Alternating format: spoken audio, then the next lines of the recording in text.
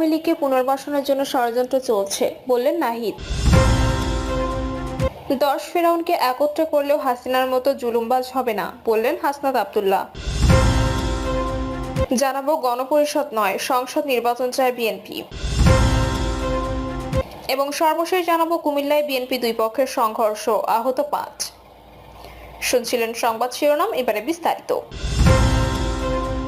আওয়ামী লীগকে পুনর্বাসনের জন্য ষড়যন্ত্র চলছে, বললেন নাহিদ।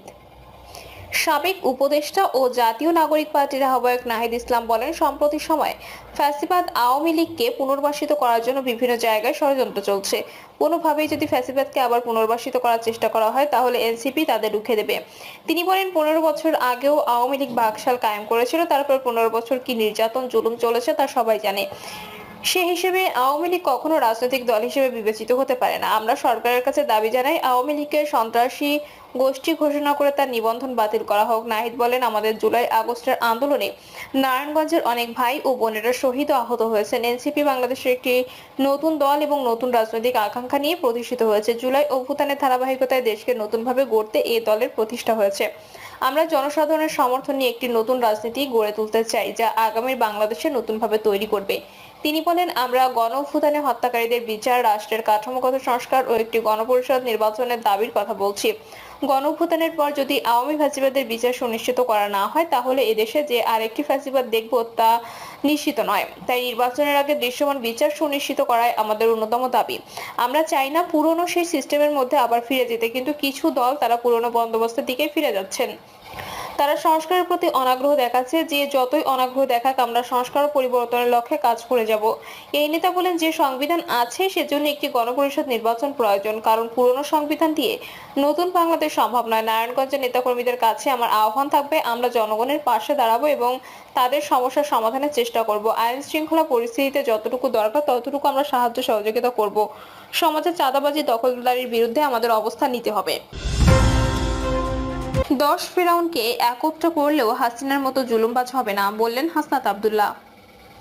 জাতীয় নাগরিক পার্টি দক্ষিণাঞ্চলের মুখ্য সংগঠক হাসনাত আব্দুল্লাহ বলেছেন, আওয়ামী লীগের শাসনামল ছিল আইয়ামে জাহেলিয়াতের সময়। গুম, খুন ও নিপীড়ন সহ জাহেলিয়াতি যুগের সব অপকর্ম বিদ্যমান ছিল এই শাসনামলে। 10 ফেরাউনকে একত্র করলেও হাসিনার মতো জুলুমবাজ হবে না। তাই আওয়ামী লীগের রেজিস্ট্রেশন বাতিল করে চিরকালের মতো বাংলাদেশ থেকে তাদের রাজনীতি নিষিদ্ধ করতে হবে। হাসনাত আব্দুল্লাহ বলেন, বাংলাদেশে ফ্যাসিবাদ বিরোধী রাজনৈতিক দলের সঙ্গে জাতীয় নাগরিক পার্টির সহাবস্থান থাকবে, কিন্তু যারা ফ্যাসিস্ট আওয়ামী লীগকে পুনর্বাসন করতে চাইবে তাদের শত্রু বলে গণ্য করা হবে। 5ই আগস্টের পর তার এই শত্রু যারা আওয়ামী লীগকে বন্ধু বলে জ্ঞান করে। রাষ্ট্রীয় কোনো প্রতিষ্ঠানের প্রতি নেতিবাচক দৃষ্টিভঙ্গি নেই উল্লেখ করে তিনি বলেন, বাংলাদেশের সার্বভৌমত্ব রক্ষায় 5ই আগস্ট বাংলাদেশ সেনাবাহিনী ছাত্র জনতার পাশে ছিল। এ অবস্থায় বাংলাদেশ সেনাবাহিনীকে মানুষের বিরুদ্ধে অবস্থান না নিতে অনুরোধ জানান তিনি বলেন, গত 1.5 দশকে যে জুলুম হয়েছে, আমি ডামি নির্বাচনের মাধ্যমে দিনের ভোট রাতে হয়েছে, সে সময় কোনো জেনারেল সচিবকে পদত্যাগ করতে দেখা যায়নি। তিনি বলেন, আওয়ামী লীগ যে রাষ্ট্রীয় প্রতিষ্ঠানগুলো নষ্ট করেছে, দেশের মানুষকে সঙ্গে নিয়ে প্রতিষ্ঠানগুলো জনমানুষের প্রতিষ্ঠানে পরিণত করা হবে। তিনি আরো বলেন, বাংলাদেশ সেনাবাহিনী থেকে শুরু করে রাষ্ট্রীয় সব প্রতিষ্ঠানের বিরুদ্ধে জনতাকে যাতে কেউ দাঁড় করিয়ে দিতে না পারে সেজন্য সবাইকে সতর্ক থাকতে হবে।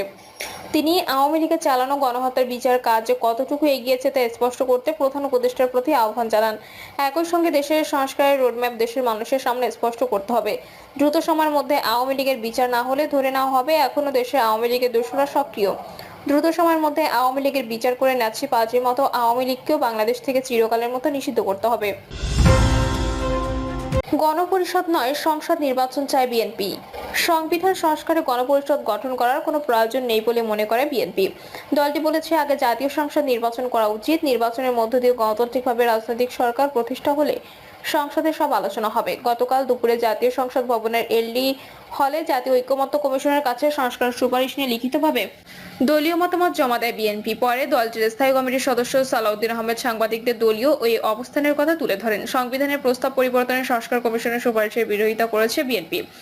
দলটি বলেছে, সুপারিশে 1971 ও 2024 সালকে একতারে আনা হয়েছে। এটি তারা সমুচিত বলে মনে করে না। রাষ্ট্রের নাম পরিবর্তন করার প্রয়োজন আছে বলেও মনে করে না দলটি। বিএনপি বলেছে, যেভাবে সাংবিধানিক কাউন্সিল গঠন করার প্রস্তাব করা হয়েছে তাতে নির্বাচিত জনপ্রতিনিধিদের তেমন একটা ভূমিকা থাকবে না। এছাড়া নির্বাচন ব্যবস্থা সংস্কার কমিশনের কিছু সুপারিশ বাস্তবায়িত হলে নির্বাচন কমিশনের স্বাধীনতা হস্তক্ষেপ হবে। 6 মার্চ সংবিধান, নির্বাচন ব্যবস্থা, দুর্নীতি দমন, বিচার বিভাগ ও জনপ্রশাসন সংস্কার কমিশনের গুরুত্বপূর্ণ 166টি সুপারিশ স্প্রেডশিটে ছক আকারে দিয়ে দলগুলোর মতামত চেয়েছিল জাতীয় ঐকমত্য কমিশন। 13 মার্চের মধ্যে তাদের মতামত দেওয়ার অনুরোধ করা হয়েছিল। বিএনপির মতামত দিতে অতিরিক্ত সময় চেয়ে নেয়। গতকাল বিএনপির একটি প্রতিনিধি দল ঐকমত্য কমিশনের সহসভাপতি অধ্যাপক আলী রিয়াজের হাতে দলের মতামত জমা দেয়। লিখিত মতামতের ভিত্তিতে দলগুলোর সঙ্গে আলাদাভাবে আলোচনা করছে কমিশন। বিএনপির সঙ্গে ঈদের পর আলোচনা হবে। দলগুলোর সঙ্গে আলোচনার মাধ্যমে একমতের ভিত্তিতে একটি সনদ তৈরি করা হবে। এর ভিত্তিতে হবে আগামী নির্বাচন।